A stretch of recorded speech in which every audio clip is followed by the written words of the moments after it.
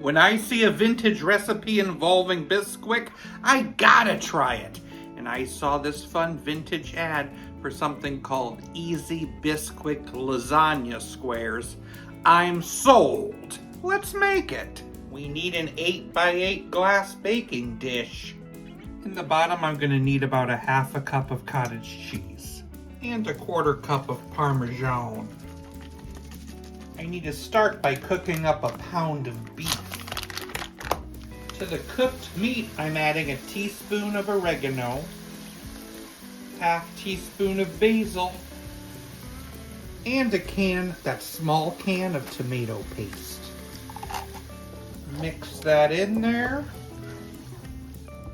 Add that on top.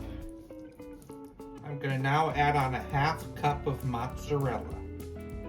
Grab a bowl, 2/3 cup of Bisquick, 1 cup of milk, 2 eggs, a little salt, a little pepper.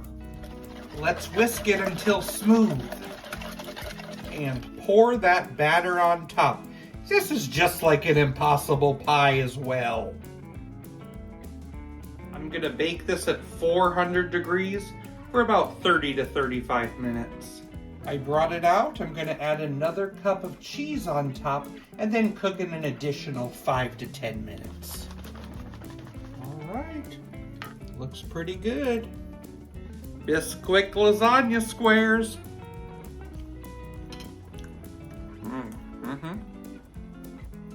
It definitely feels like a lasagna with that cottage cheese in there.